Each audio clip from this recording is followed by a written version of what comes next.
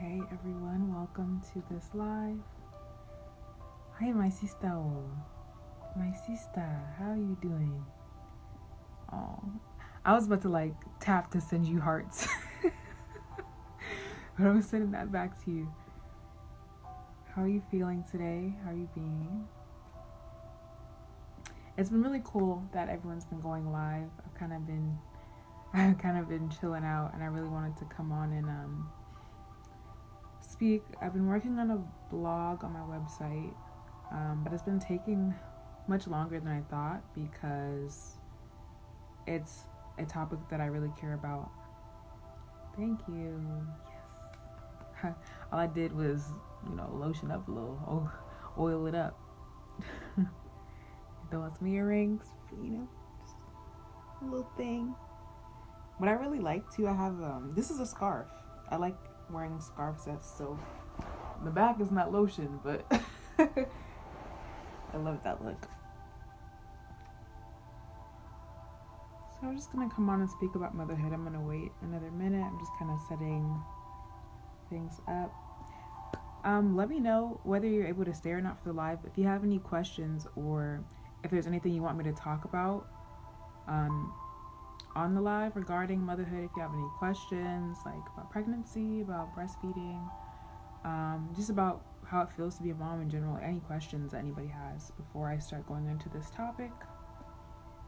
Just because I know it's about to be a huge baby boom with with everybody pretty much having this shift in their everyday routine and being amongst each other. So that's what this is going to be about, and I'm probably going to touch on it a little bit more, being a mom who's conscious, woke, spiritually aware in this time, and having an old paradigm to sort of look to navigate.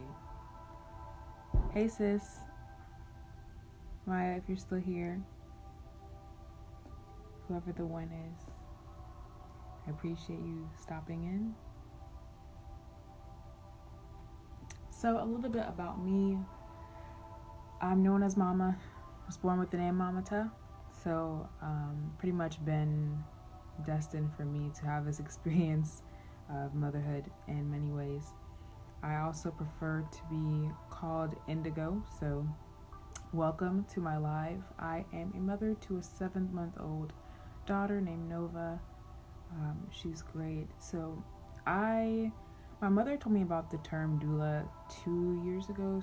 Longer than that, maybe 3-4 years ago, and I didn't know what it meant. At the time, I was attending a university, and I still didn't really know what my purpose was because of how I was looking for it, or the answers that I thought I wanted to hear regarding what that was. And so that was a seed that was planted, and later on in my path, I ended up meeting Nova's father, and I had a journey. I'll have to get you later on.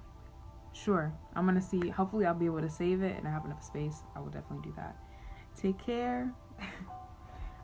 So I was in university at that time, and I met Nova's father, and we ended up going on a huge spiritual journey that led to us encountering another individual who was on that same path, or who was interested in birth work and pregnancy like I was. And so at the time it was more of a focus on womb wellness. And so that's when a sacred woman came into my sphere by Queen Afua, and a little bit before that I was already kind of doing bits of yoga here and there, years ago. I was starting to do it, but I was never as consistent with it. I just was interested in gymnastics and being able to do the splits, or I always loved that I could do a back bend and stuff like that, and I didn't really have the spiritual attachment to that. So when I met her, we started doing more womb wellness stuff, and that's when I learned about red raspberry tea leaf and the benefits of yin yoga, doing it pretty much every day with someone who we do it pretty much consistently, and really getting into the art of healing the body, massage and just overall wellness. So that was a really beautiful experience. And then I ended up getting pregnant. So that's when everything that I had came across with womb wellness came into practice, and I started using that and applying that for myself. And especially because I came across knowledge that basically the system, especially the Western medical system, is put against melanated women, women of color, whatever you want to refer to it as, Black people, through systematic racism. So I really wanted to have a different experience. Plus, I was really kind of rebellious in that, and radical in the sense of being free-spirited. So my entire pregnancy, I pretty much kept under wraps until I was about 6 months. Thank you, love. Thanks for joining. I oiled up. I'm telling y'all, it's lotion with D1 oil. I got sunflower and olive oil and put on some earrings, and that's it. So I'm glad the natural radiance is coming through. So yes, that was really important to me.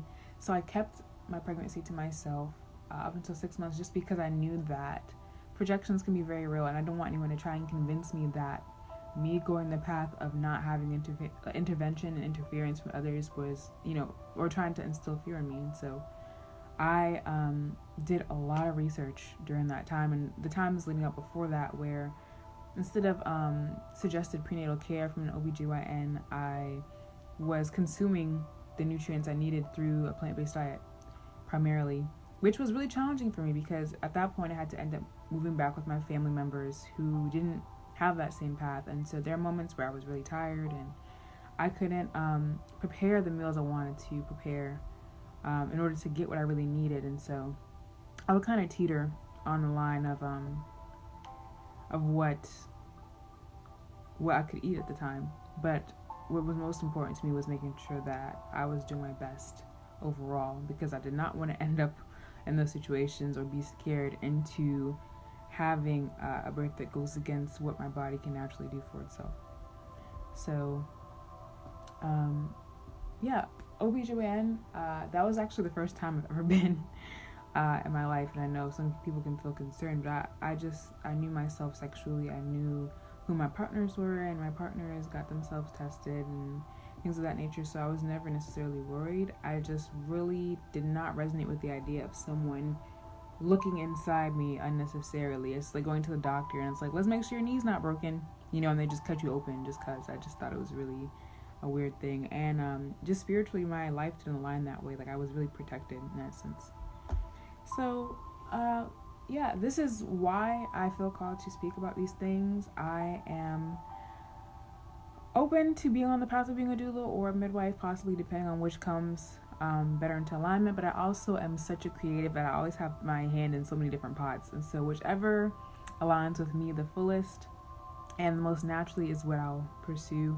And even if not, I'm very content just being like a support system or just a source of information. So that's why I refer to myself as a birth workers advocate, just because a lot of people don't know about birth work, and birth workers are midwives, doulas. They can be OBGYNs, but I'm really into etymology, and a lot of the words that are used as technical terms for this type of work or this type of career or path are really strange in origin. So that's why I just say I'm here to make sure people get the information. And so today, specifically, I was going to touch on breastfeeding. So as I mentioned a little bit earlier, and if you know me on a more personal level, Nova is 7 months.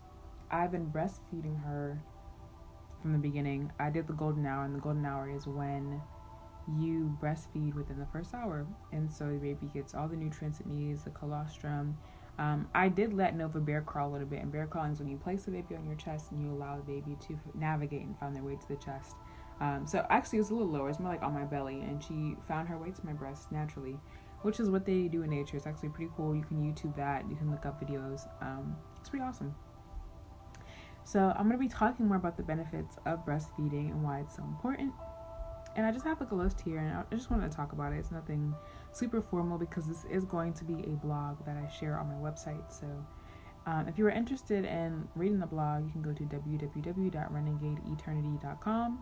1 E and after renegade, that starts eternity. It's in my link tree in my bio. Also, I am a Kundalini Reiki practitioner, so if you're interested in energy healing, then you can go on the site as well and book a session. My sessions are not accepting payments as of now on my site, and so if you do want to book for a session, you can pay in the donation section. Hold on 1 second.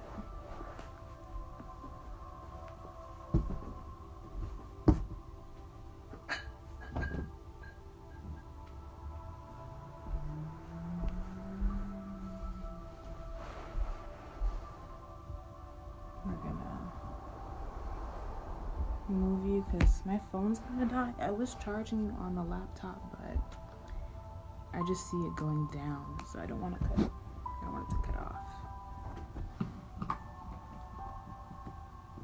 Let me see. Sorry about that. I think it should be charging. We'll see.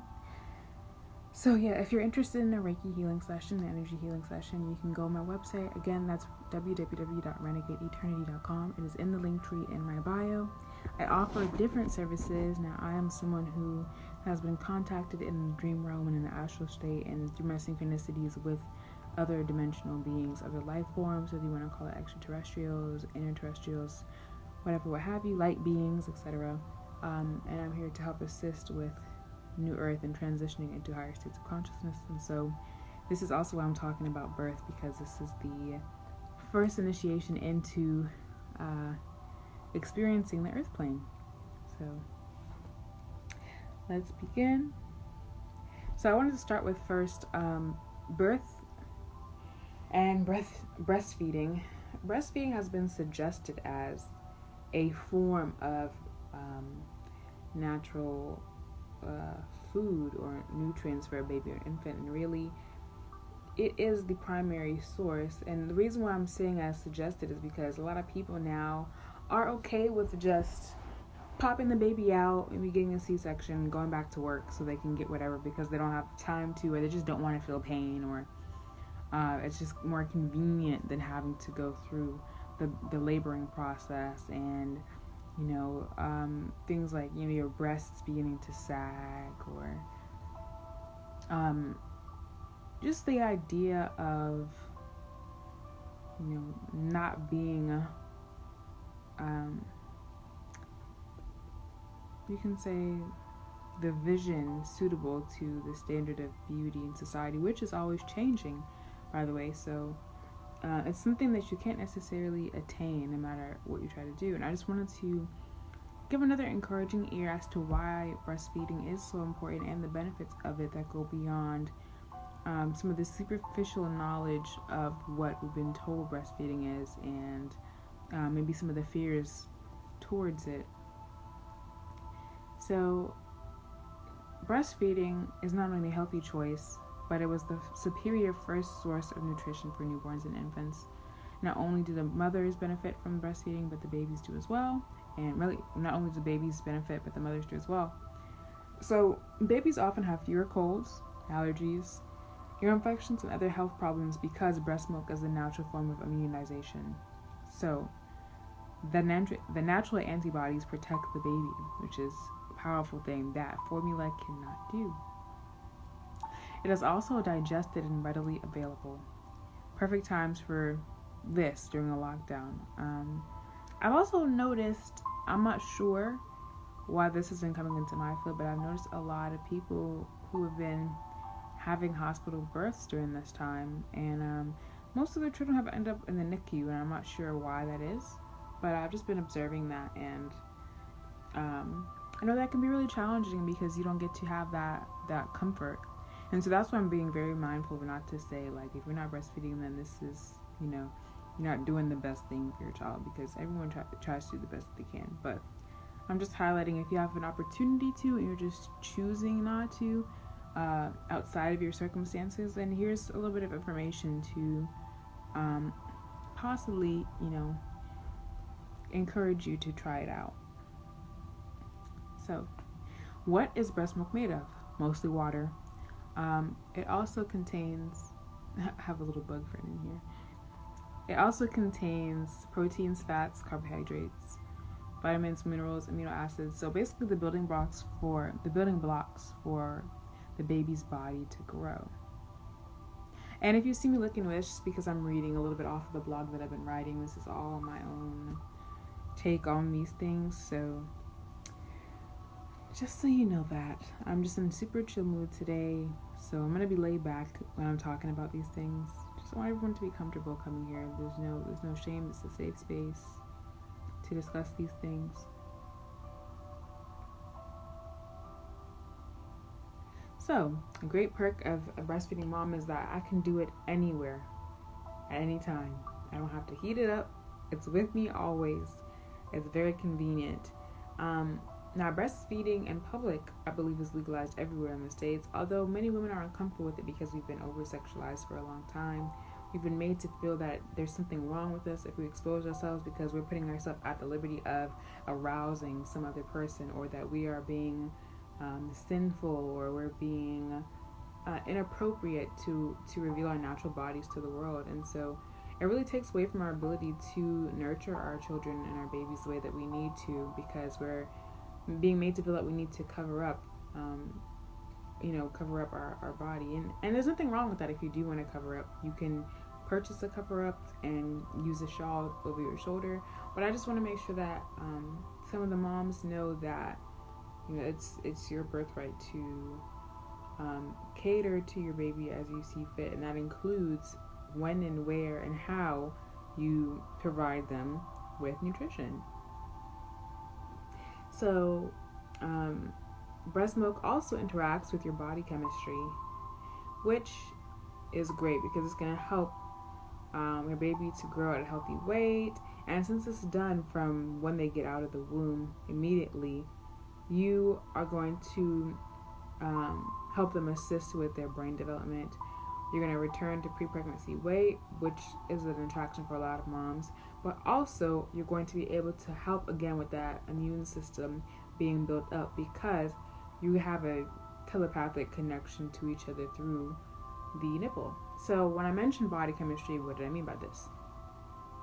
Breast milk is a living intelligence. It's sentient. It carries code and DNA and information to your baby that's processed by you and your baby. So you're sending information back and forth every time they feed and latch into the nipple. And for a lot of people, women, for me, it's been really interesting because my breasts are no longer sexualized in the same way. I've only known my breasts to be that. I always knew I could feed a baby with that, don't get me wrong. I always had that underlying notion of saying breasts are really sacred because this is what they're meant for, even though I wasn't a mother. And I think it just was a full embodiment of realizing that my nipples are not just for sexual stimulation or arousal. They actually serve a purpose. And so you start to recognize yourself differently as a woman who's now filled that role of passing on that information to another being in order for them to sustain their life. So it communicates between you and your baby on a cellular level. And it's possible for some women during pregnancy to sticky substance known as colostrum, which develops in the nipple ducts. So for me, when I first had my colostrum, mine didn't leak, but I was able to one day. I just kind of knew I had colostrum all of a sudden, and I expressed with my hands, and it came out, and mine was like a clear color. It was sticky, and I was really excited that it was coming out because it was becoming that much more real for me. Pregnancy felt like an absolute dream. So it started to get more real. And colostrum is the first form of breast milk, which contains the immunoglobulin that's going to naturally vaccinate your baby. So it provides the necessary nutrients that the baby needs, and it's easy to digest. It helps your baby to develop their digestive tract so that they can process what's going to come after that. It's high in protein and low in sugar, and contains immunoglobulin, so will also assist with building up the immune system and protecting the baby from germs and sickness naturally. This is something that formula cannot do, so it's a major perk. It's also called the golden milk because it can be golden in color, and it's a goldenish liquid, but it can also be clear and translucent, or like a pearly sort of white color. It varies depending on who the people are.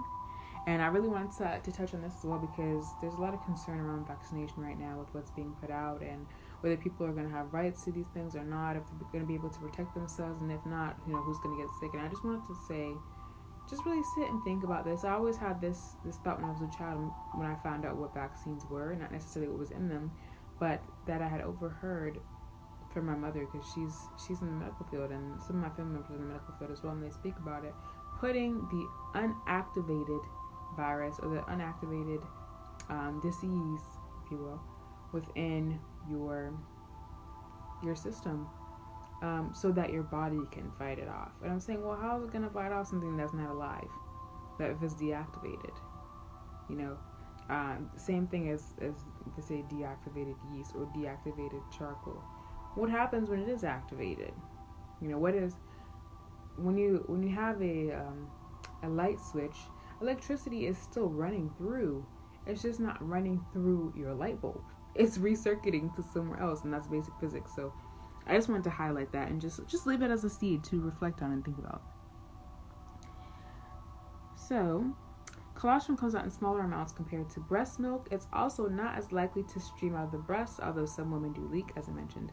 But not to worry, your baby's going to get enough nutrients because it has so much in it that even if it's a small amount, your baby's going to do fine. And plus, babies' stomachs are really teeny tiny when they are small, so they don't require as much, and they feed often.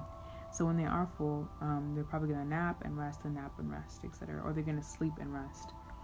So after about the first few days and weeks, the colostrum is going to transition into foremilk, and then hind milk, which is thinner and often differing in color than the colostrum. So the difference between the two milks, foremilk and hind milk. Foremilk has little fat.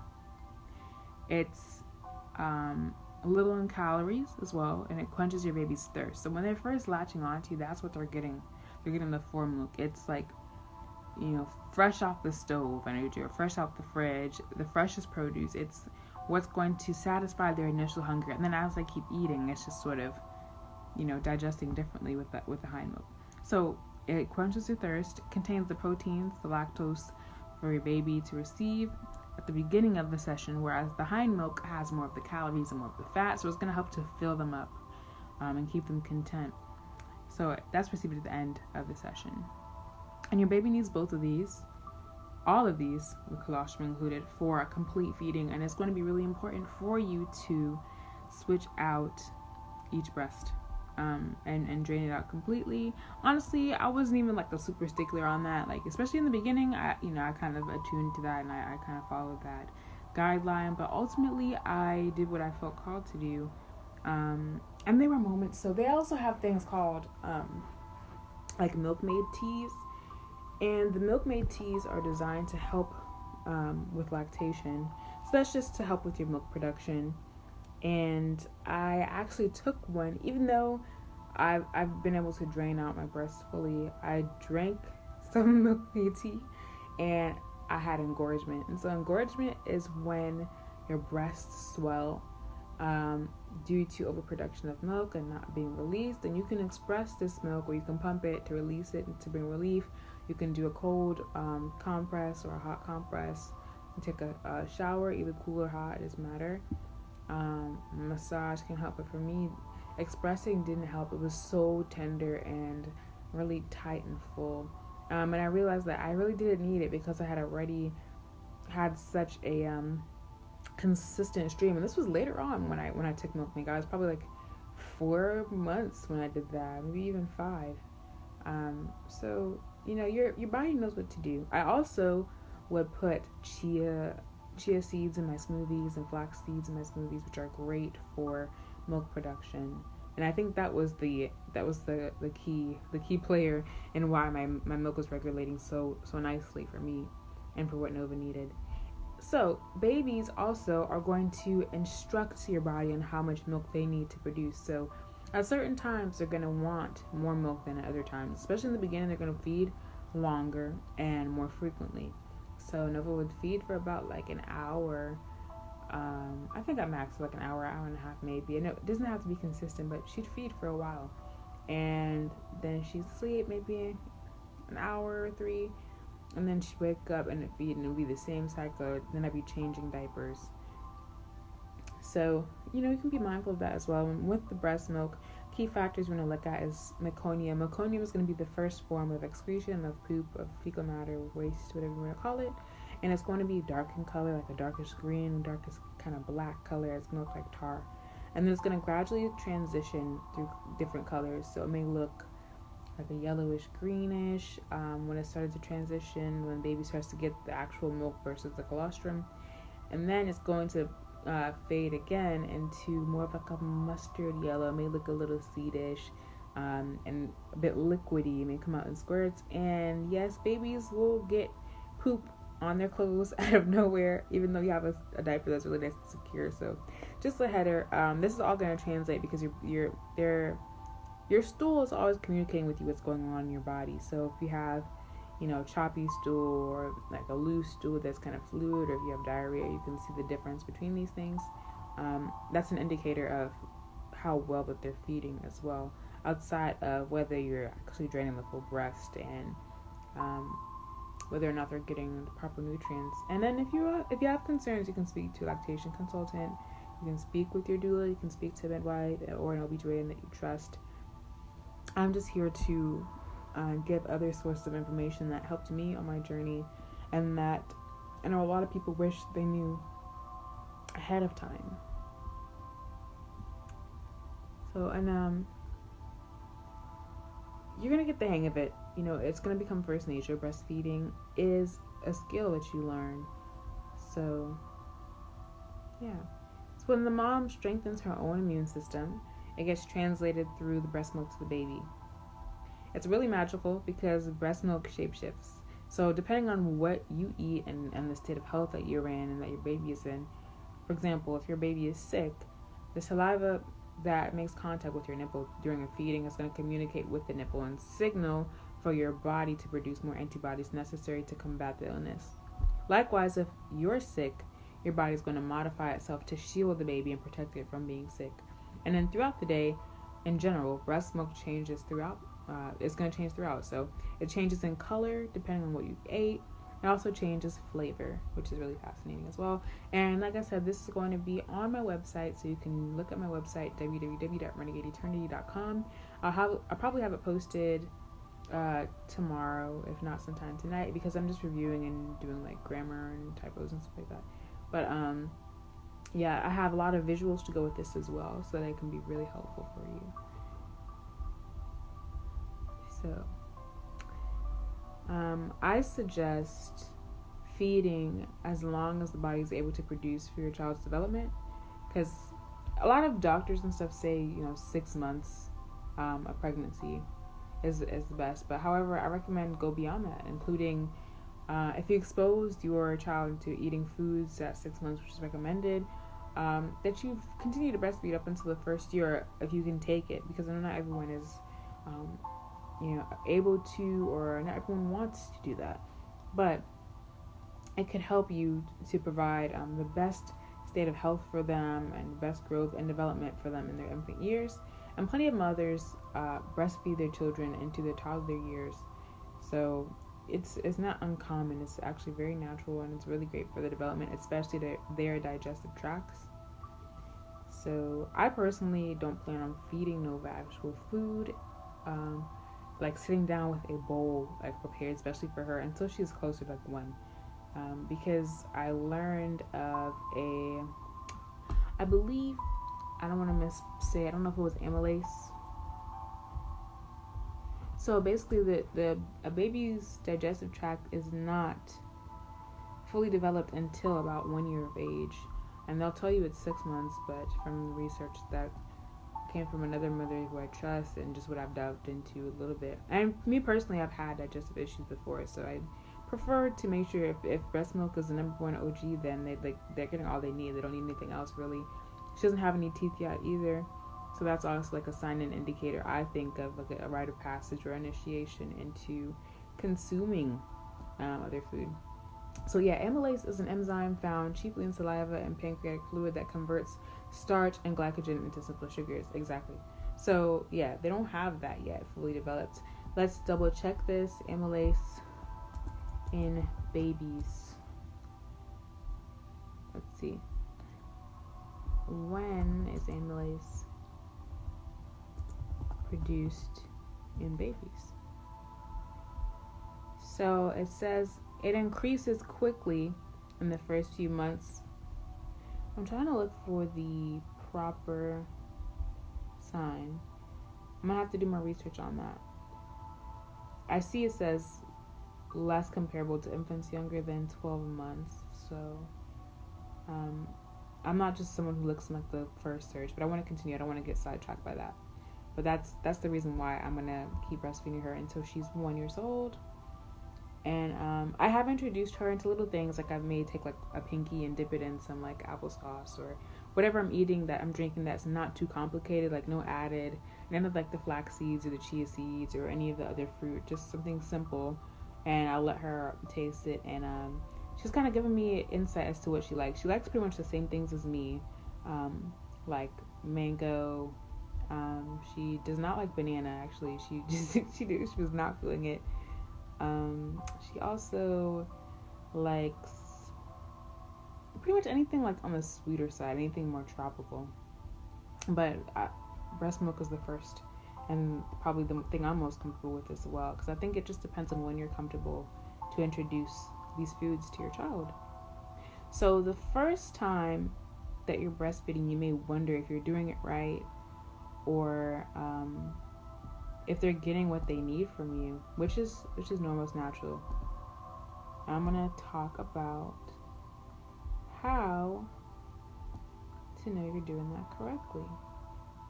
Aside from other benefits, I want to make sure I don't skip this. So,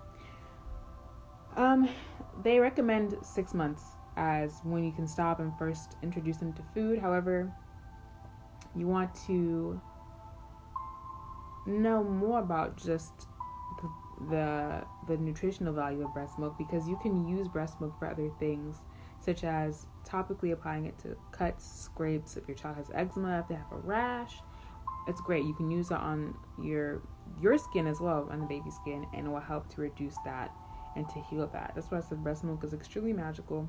Now for me, I couldn't use my breast milk on Nova in the beginning because she just had a tough time in the beginning with like her skin, and it just kind of was flaring up more for her, because she had like a little bit like fungus like in her chin and stuff, which is normal for babies because they have all these little chunky rolls, and old milk can get caught in there, and other germs and like bacteria and stuff like that. And so I was just making sure I really cleaned her really well. And with the breast milk, you just apply it on and let it air dry first, and then you can apply any cream or lotion or clay or whatever you put on their skin. So aside from that, depending on what suits your baby, breast milk typically works well, and it started to work well for her after that she got a little bit older. So I actually had to cut my face not that long ago. I talked about it in a video, and whenever I get cuts or bumps or scrapes, I can use breast milk. I use breast milk facials all the time. There are also people who use and make breast milk jewelry, which is really cool, and I want to do that. Basically, you take it, I guess you kind of freeze it or do some, you do some science stuff with it, and then you're able to put it like in a pendant. And I love my magic, my rituals and stuff like that, so I'll definitely use that, or use it as like a protection for her to get. I think that's really cool. There's no limits to how you can use breast milk, literally. So yeah, I also put it in my cosmetics. So I make, if you've been following, I make products for myself and for Nova, like creams, butters, conditioners, lotions, and I only put this in the stuff that I use for myself, obviously. But you can espresso your milk by hand with your fingers, or you can put it in a container, or if you pump, you can do that. Just be mindful, because milk is living, like I said, and it does have mostly water in it, and water is the prime environment for living beings to thrive, or for life to thrive in. So you want to make sure that you have it refrigerated up to, depending on if it's like frozen, if it's just refrigerated, or if you just had it out, I'd say up to like 2 weeks. But you want to, when it's frozen, but you want to try and use it as soon as possible, and add a natural preservative if you have some, to extend the shelf life of your products. So you can use some more remedies you can use for ear infections, eye infections, yeast infections, eczema, allergies, stings, bites, rashes, sunburn, congestion, chapped lips, etc. Really cool, unlimited. There's way more. I have like a list on here of like 35 different remedies that I found a picture of. So, excuse me. How do you know if your baby's hungry? Breastfeeding cues can be when baby rubs their hands or their fingers close to their mouth. They look for the breast, they suckle an object, or they put their hands and fingers near their mouth. So they also have distinct cries, which can be heard. If you're not a parent, if you've never been around babies like that, to you, babies crying just sounds like babies crying. But what they're really doing is communicating with you what their needs are. And as you become more familiar with your own baby, You'll be able to hear the different calls that they have, which they're signaling you to attend to. So the cry is a very highly intelligent form of communication, which a lot of adults need to do more, because it's healing, it's a release, it creates space for more receptivity so that you can get that, which is why it's a call. When babies cry, people typically can't help but want to go to them and to, get them to stop crying because they're answering a call from them. It's a signal out. They're like little banshees. Their behavior tells you everything you need to know. In the womb, they don't necessarily feel hunger as you do, or how you would describe it, because they're connected to your umbilical cord, and so they're getting the nutrients directly through the blood, through the placenta, and they are getting it every moment pretty much. So it's not just like you get up and I'm hungry, I want to go eat, get something from the fridge and pull out, until they come earthside, and now they're having to communicate and express their hunger. And so that's one of the first forms of communication. They're developing their senses, and it's also why it's very important for them to learn how to breastfeed, because they're also picking up on the experience of being held by you, being close to you, recognizing your scent, being able to interact with you, to hear your voice, to hear your breathing, and to taste you, to know, okay, this is mom, this is what the nipple is, this is where I receive nutrients from, this is what happens when I suckle, I receive this kind of satisfaction, or I get relief for feeling this hunger that I now have, right? So it's really important.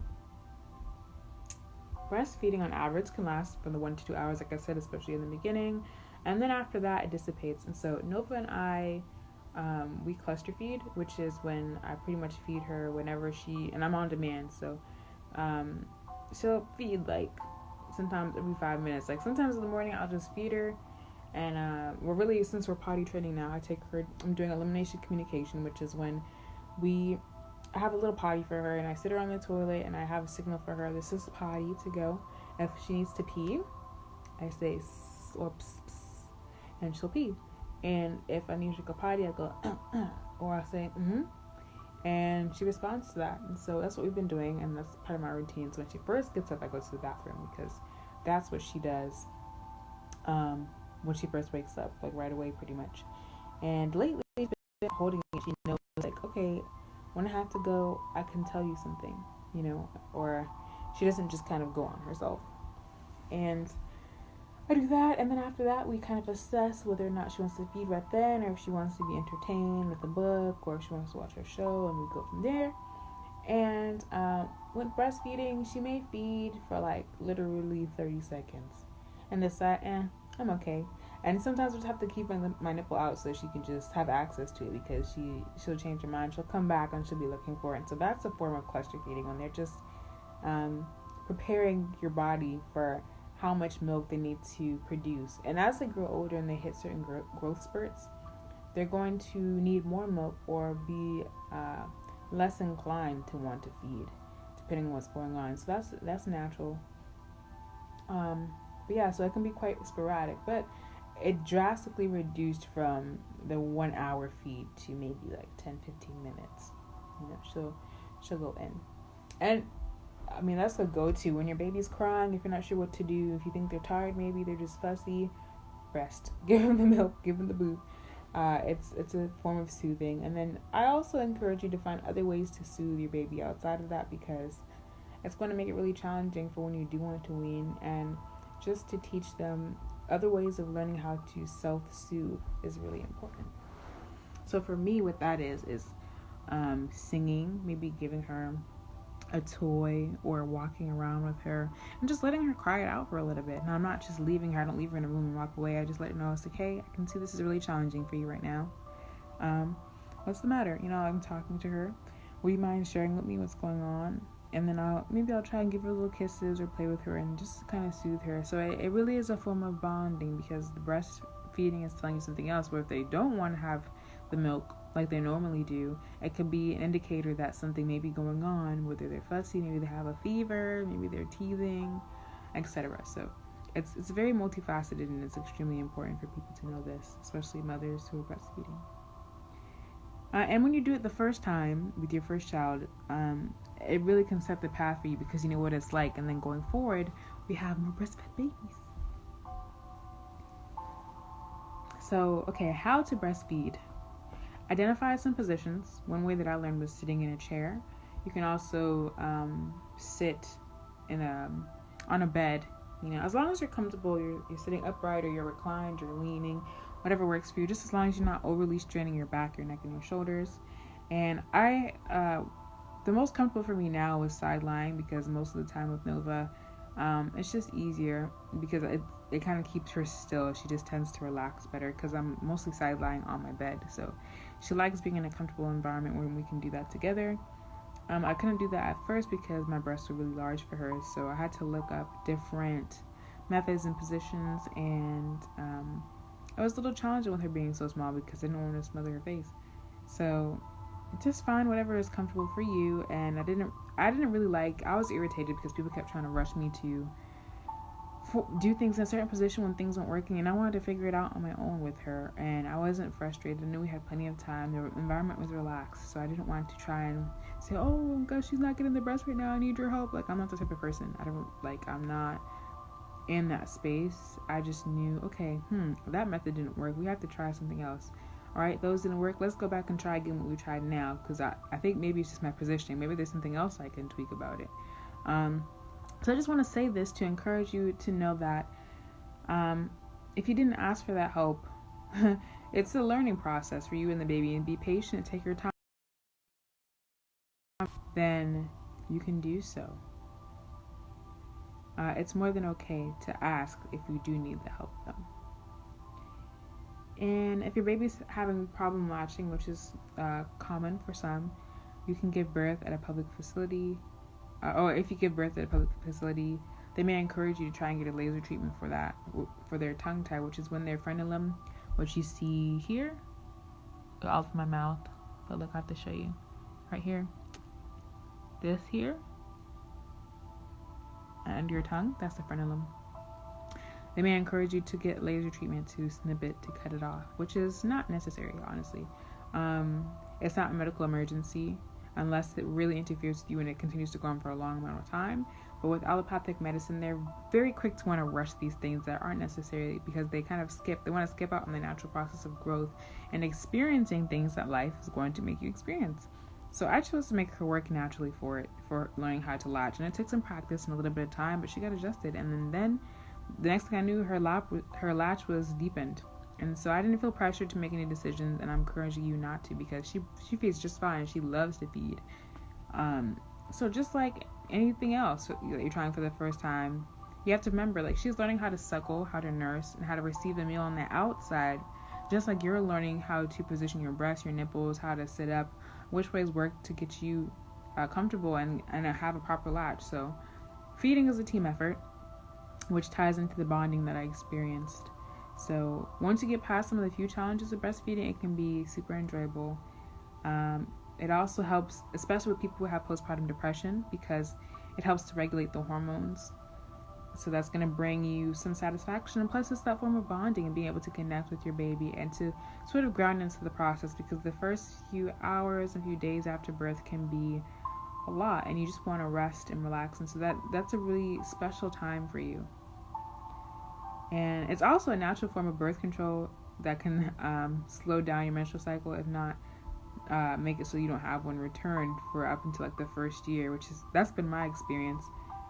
It saves you money, time, and there's no major cleanup. So that's a win-win. People are worried about their jobs and their finances right now. This is a game changer for parents with toddlers and young babies. And so on another live, and for the rest of the blog, I'm going to tell you how to breastfeed, how to position things correctly, how to recognize more in depth the cues and things. So I just wanted to kind of have an introduction on the live and just kind of speak and see who would pop in, kind of get to know my audience, if anyone would be interested. And motherhood is a beautiful thing. Parenthood is a beautiful thing so far. And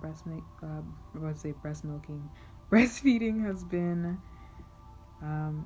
nothing short of a magical experience, and it's very wild to me to come to the realization that I've been doing this for almost a year now. It really has flown by so quickly, and I love it so much, and I really want to encourage other moms to do it because it's the best thing for your baby. And a lot of chemicals are being introduced to babies super young, and they don't have a chance against it because maybe their moms can't do it for them. And so reach out to a community, find other moms who are breastfeeding for sources. If you're comfortable with it, you can give them their breast milk. You can try out other things. You can try out the midwives sort of brews, or like breast milk, like lactation cookies, and all sorts of things to help you produce milk. You can check out with a consultant and see if you have any forms of mastitis, where your ducts might be clogged, or maybe if you've experienced any kind of trauma that keeps you from producing breast milk because of your association with your body and the mentality that you have towards it. So there are many things that you can do. If you have any more questions, you can reach out to me. Again, you can go on my website, you can comment under this video, you can go to my YouTube channel, that's Indigo Blackbird.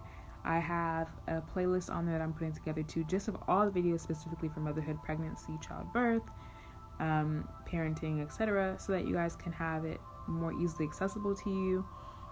This was really enjoyable for me. I hope that you learned a lot from it, and that it inspired you to maybe go on your own live and speak about things that you know about, so we can learn from you, because this is the best time to be acquiring more information, doing something about it, and putting yourself out there and seeing where that takes you. So I love you. Thanks for watching.